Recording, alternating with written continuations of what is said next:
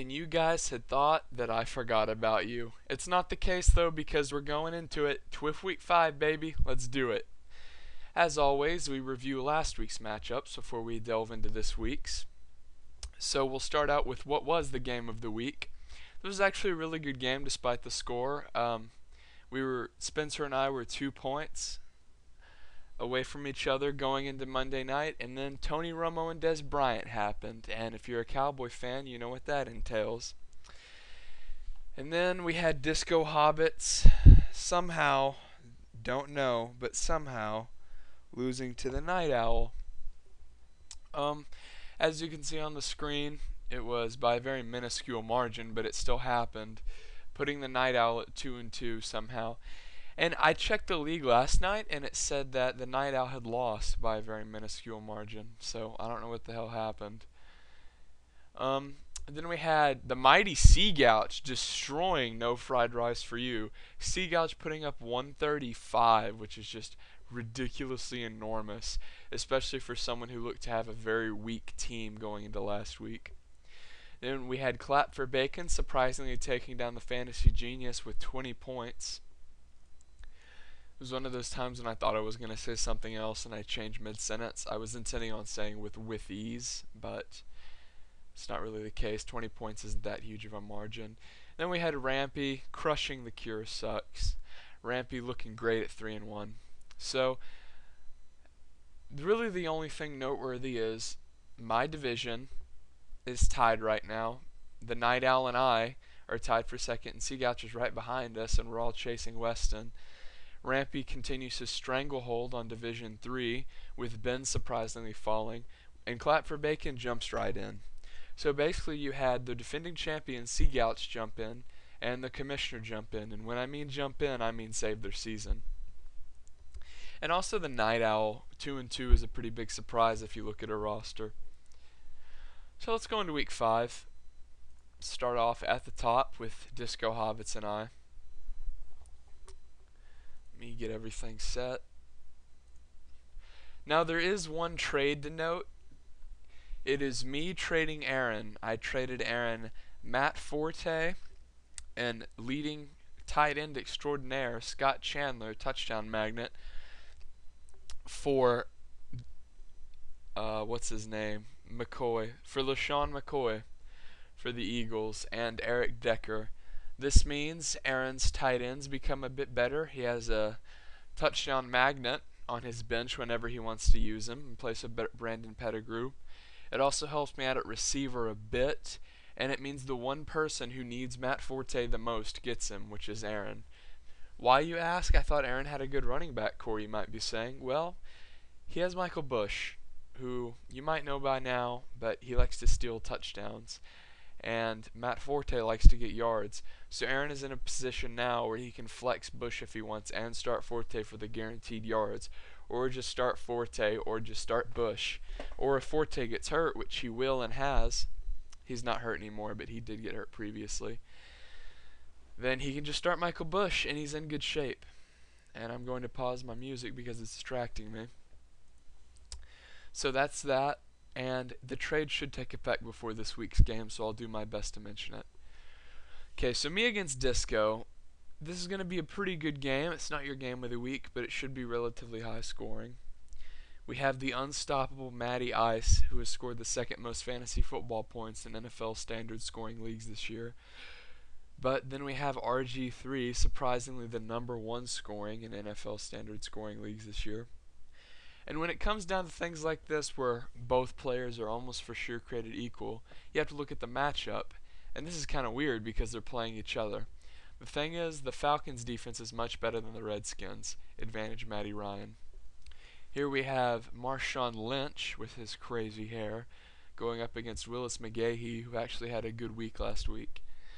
And Lynch is sure to take this one. Lynch is top tier. McGahee is not.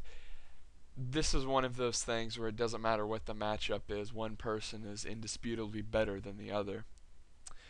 Now, unlike that, this next matchup we have Arian Foster and Maurice Jones-Drew. I'd say #1 and #2 running backs. You could dispute Ray Rice, but Jones-Drew has been so good for so many years. And we have Jones-Drew going up against, let me find it. Yeah, that's all the matchups. The Bears, who have a decent defense. And Arian Foster, of course, is going up against the Jets. So, neither have a particularly easy or difficult matchup. So I'm going to give the edge to Maurice Jones-Drew simply because Ben Tate likes to steal carries from Foster. And I don't like that. Obviously, if you draft a running back in the first round, you're hoping he's going to get every carry. Now, when I reviewed last week's games, you noticed, obviously, that Disco lost to the Night Owl, a huge upset. And you were probably asking yourself why Disco has such a good team, Herp Derp. And I say to you, sir, he benched Roddy White. If you own Roddy White or Julio Jones, you don't bench him. You don't do it. It can't be done. It's like, the fags in Texas? No, because we killed them all. You know? You don't bench Roddy White. You don't bench Julio Jones. It doesn't matter if he scores 0 the week before. That means he's due for 30. Apparently Disco doesn't know this, and Roddy White went off, caught 2 touchdowns on his bench. So, by that logic, Roddy White didn't score any, or scored a ton of points last week, therefore won't score any this week. Advantage Macklin. Here we have Mike Wallace and Andre Johnson. Wallace has proven he's an incredibly good receiver, although Andre Johnson is simply one of the best in the business. Advantage Johnson. Antonio Gates and Kyle Rudolph. Rudolph kind of surprised some people with early touchdowns early in the season, but Antonio Gates hasn't done shit all year, and he has an incredibly good matchup going up against the winless, terrible defense Saints. And the fact that Sean Payton will be attending in the stands will not matter. Expect Antonio Gates to have a breakout game, guys. Or if he doesn't this game, Gates owners, I don't know what to say. Matt Forte will not be on my team next week, and it will be Shady McCoy. So, the Eagles are playing the Steelers, who have a good defense. Unfortunately for Disco, it doesn't matter who LaShawn McCoy is playing. He will be better than Ryan Williams. Advantage McCoy. Here we have Spencer's pick. He kind of told me about this guy, and I picked him up. I needed a kicker. But he pointed out to me that the Rams basically let this guy kick from anywhere, and I knew Spencer didn't have to tell me that the Rams can't score touchdowns. So Greg Zalurian, replacing Nate Kading, will do better than Matt Prater, simply because Sam Bradford is pretty good at getting the ball down the field, not very good at punching it in. And the Pittsburgh Steelers defense compared to the Vikings defense. Well, the Steelers are playing the Eagles, who have a high-octane offense, so advantage Vikings. I'm going to give the edge to myself in this game, simply because I think I will be able to outscore Disco. I know it seems obvious, but Antonio Gates is finally going to go off, and I'm going to be a happy man, or at least I hope. Here we have Spencer and the Night Owl. This is your... Hold on. Wait for it. Oh, God. Google Hangouts. No one likes you. Hold on. The fact that Doug Martin is on a bye week and Spencer's team is incredibly good, this makes this game your Combat X Easy Pick of the Week. Brought to you by Combat X. Stay easy, son. Now let's jump into the game in depth. Spencer having to start the Aggie, Ryan Tannehill, because of bye weeks. Tannehill threw 416 yards last week. What does this mean? Well, it means that he's not terrible, I guess. So, he's still not better than Cam Newton by any means. Advantage Cam. Adrian Peterson, he's a force to be reckoned with, even though he doesn't seem to be scoring any touchdowns. This is the mark of a weak team, a Cedric Benson start. Obviously, advantage Adrian Peterson. And then, Herp Derp, Ryan Matthews, 36-point projection. We're not going to talk about that. We will talk about Night Owl's bye weeks for running backs, though, and that makes Doug Martin completely useless for her this week. Advantage Matthews. Here we have the basket case. Brandon Marshall going up against the stud Wes Welker. Welker, pretty good at drawing coloring books. That's why I went to Texas Tech. And he will get the advantage over Marshall. Why, you ask? Well, because he's Wes Welker. Is that a good enough reason? Then we have Torrey Smith and Larry Fitzgerald. Fitzgerald is an extremely good player, so he will get the edge over Torrey Smith. Gronkowski and Selleck. Hernandez might be returning this week. It doesn't matter. Gronkowski is so much better than Selleck, it's irrelevant. Kevin Queeftree, terrible on a bye week, and facing Darren Sproles. Those are three things that is bad for the Night Owl. Garrett Hartley and Jason Hansen. I've received information from Spencer himself that he will not even be starting a kicker. In other words, his kicker's on a bye. He doesn't want to hurt his bench by picking one up when he thinks he has a victory for sure. And then the defense won't even matter. I mean, the Bears had such a great week last week. I really don't see them doing much worse this week. And they're playing the Jaguars, who just don't score that many points. Usually MJD punches it in once and Mercedes Lewis catches a touchdown. So I guess the Packers will outscore them because they're playing the Colts, but it won't really matter because Spencer's going to win up top so much. And by up top, I mean this. See this Aggie all the way down to wherever the hell Gronkowski went? Yeah, it's going to be about 100, and the Night Owls is going to be about 50 because of bye weeks. As I said, Spencer, easy. Okay. Here we have, get your popcorn ready, Weston, the undefeated juggernaut of the Fantasy Football League, and Mark, who's a typical example of someone who has a really good team and a really bad record. Joe Flacco going against Tom Terrific. Weston usually would start Romo here, but Romo's on a bye. I don't think this will hurt Weston too terribly much. I mean, Tom Brady's really, really good. He probably wasn't going to score more points than him anyway, so advantage Brady. Jamal Charles and Reggie Bush. Charles has had a couple good weeks in a row. There's really no reason for Bush to be projected that many points. The Bengals' defense isn't terrible. Bush went off for 30, got hurt. Now the NFL dice rollers are really excited and think he's going to do great things. Jamal Charles is going up against the Ravens, though, so it'll be close, but Reggie Bush isn't going to score 27. Law Firm and Mendenhall. Mendenhall's complete trash, and the Eagles' defense isn't that bad, so advantage Law Firm. Andre Roberts, have no idea why Weston has this guy. Maybe it's a bye week thing. And Stevie Johnson, who's a touchdown magnet, will outperform Andre Roberts, who is not. Antonio Brown and Jordan Nelson. Antonio Brown's just playing better, guys. Actually, no, he's not. That's a really good example of when I could feel my voice starting to go, so I was focused on getting a sippy. And I just say something stupid. Jordy Nelson is playing the Colts. He will outscore Antonio Brown. Fact. Heath Miller and Jimmy Graham. Graham, just catches touchdowns. That's all he does is catch touchdowns. And Heath Miller, well, I mean, he's Heath Miller. So advantage Graham. And Garcon, great week one. Been hurt on and off ever since. Going up against a player I am very interested to see how he does this week. That didn't really make sense, but you can forgive me. Brian Hartline, 31 points last week. Incredible. It looks like he's developing a rapport with Tannehill. He's had several weeks where he scored over 10 points. I'm extremely interested to see how he does this week. He got picked up in almost every league across the board. I'm really kind of anxious to see, is this a one-time thing, or is this an actual rapport he's establishing with a rookie quarterback?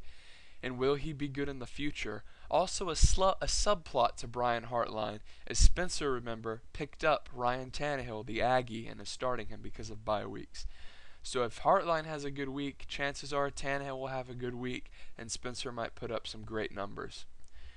Blair Walsh and Matt Bryant. Oh, I didn't give my advantage. I'm going to give the advantage to Hartline. I'm really, really interested to see what he does, and I don't really trust Garcon. He looked great, but coming off of an injury and playing the Falcons, I'm just giving it to Hartline. I think he has a better shot. And Matt Bryant and Blair Walsh, I don't know if Matt Bryant, they're predicting him to have the flu or something. I don't know why he's only projected 1 point against the Redskins defense, but he will score more than that, or at least I hope so, because I have Matty Ice. And then the Houston Texans defense and the Denver Broncos defense. It's really, really hard to beat the Texans defense. It just is. That's about all I have to say about that. The Denver Broncos just aren't particularly good. I'm going to give the edge to No Fried here. I think Weston will fall. It will be close. But No Fried is looking to have the Dolphins score big points for him. And you know what? I think they won't score him big points, but I think they'll score him enough, okay? What do you want me to say? Advantage No Fried. Weston will get his first loss, but barely. Or, knowing No Fried's luck, all of his players will get hurt in 1 week and he'll put up 80. After he's projected 170. This is your game of the week, fellas. We got the infamous Seagouch, who went completely off last week. You want to know why? It's this right here. The curse of Seagouch, the infamous Seagouch. He brought the handle back that won him a championship, and now he's going to win another one. Oh, shit, did I say that out loud? Anyway, Drew Brees will outperform Phil Rivers, who is shit. Phillip Rivers kind of looks like Scott Van Pelt. Don't know if anyone else sees that, but I wish Phillip Rivers was as good at being a quarterback as Scott Van Pelt was as good as... Okay, forget it. I'm leaving it. Y'all can figure out what I was trying to say. Michael Turner and Ray Rice. It's odd that a trade works out immediately for both people, but after Seagouch and I swapped Lynch and Turner, Turner and Lynch both had huge 20-plus point weeks. Although Ray Rice has projected a staggering 36 points. I don't know how, but I will tell you that he's playing the Chiefs and he will get a lot of points, more than Michael Turner. Advantage Ray Rice. Alfred Morris, Stephen Ridley. Neither are very good. Morris had an incredibly good week last week, so did Ridley. But everyone on the Patriots had a good week because they played the Bills.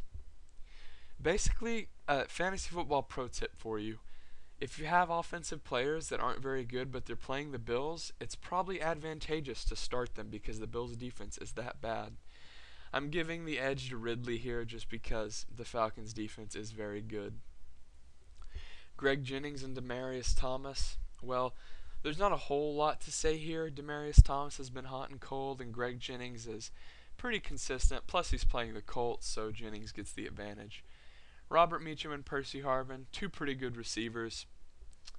Although the Vikings have an incredibly advantageous matchup going up against the weak Tennessee Titans, so Percy Harvin and all of his headaches gets the edge. Vernon Davis and Jared Cook. I always thought Jared Cook was white. Edge Vernon Davis. Why? I just told you, he's playing the Bills. Lance Moore and Deshaun Jackson. Deshaun Jackson got a lot of targets last week. Will that continue? I don't know. I hope not because I have Macklin. I really don't think so. Deshaun Jackson is one of those guys that is boom or bust. He'll have 8 points, or that was actually a really stupid number to throw out. Once again, I think I need a drink. Hold on. Okay, I can think again. Jackson will get 15 points, or 20 points, or 2 points. He's one of those guys. The thing is, when he gets 20 points, Macklin doesn't do shit. So, by some ridiculously broken logic, Lance Moore gets the edge. I don't know how. Dan Bailey is off. I'm not even going to try to predict what they're going to do with that. Obviously, Mason Crosby's a very good kicker, so he would have probably gotten the edge either way. And then the Niners D and the Giants D. Well, the Bills' defense is notably atrocious, and their offense isn't much better. Advantage 49ers. You know what? Cameron, 1-3. Last week's TWIF was called Cam Laps. He looked terrible last week. Seagouch looked great. The goons at NFL.com project Cameron to win. Give me my boy Seagouch. Gonna win it. Gonna be 2-3. Gonna shake up the divisions. Here we have Clap for Bacon and record-breaking suck. Interesting to note, although obvious, Kevin won last week, meaning, well, meaning that whoever lost to him, Ben, really screwed the pooch. Because when the commish posts at week 3 on the message board, if you lose to my team, you're a scrub, and you lose the next week, well, that's not a good thing. This does mean, however, that the Division 3 is significantly more interesting. I always think like they should have names, like Division Cute, Division Alpha, and like Division Just Make the Roach. I always feel weird calling them 1, 2, and 3, just purely based off of the order, but I don't know. So, clap for Bacon and Aaron. This is kind of cute. I noticed this. Kevin has his Kevin has his quarterback and tight end both off this week. They're both incredibly good, Tony Romo and Jason Witten. Normally this would mean an auto loss for an already weak team, but if you've been following TWIF or the Fantasy League, which is more or less the same thing, TWIF is just like a week-by-week documentary, I guess you could, if you wanted to be cute. Anyway, if you've been following the league, you will know that Kevin's team, although weak, has way too much tight end and receiver talent. So, Aaron kind of gets unlucky here and catches Kevin on the 2 bye weeks that don't matter. Michael Vick, who's had a rough season so far, will outscore Peyton Manning. It's just going to happen. Jackie Battle, terrible. No idea who Kevin's going to start. Remember, he traded away CJ2K. It doesn't matter, though.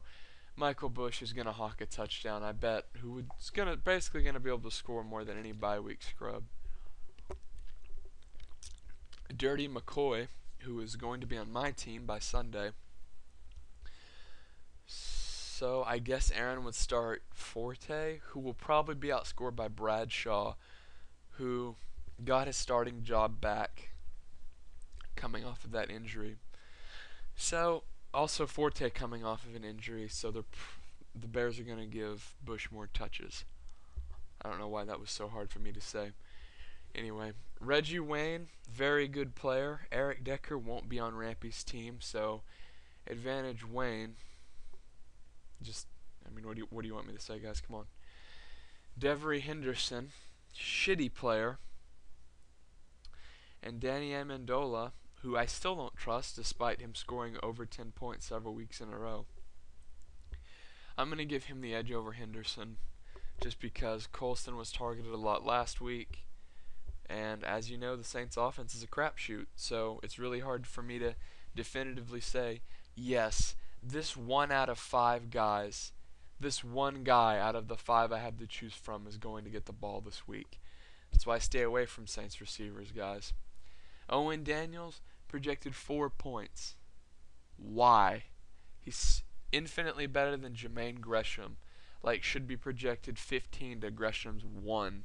Owen Daniels gets a huge edge here. Massive edge. Victor Cruz and Brandon Lloyd. I'm giving Cruz the edge here just because he had such a good year last year, and I'm waiting for him to come around. And let's see who the Pats are playing. I don't know why I like the Broncos. So Lloyd will have a good week, but Victor Cruz is a very good player, and the Giants are playing the Browns. So Victor Cruz all the way.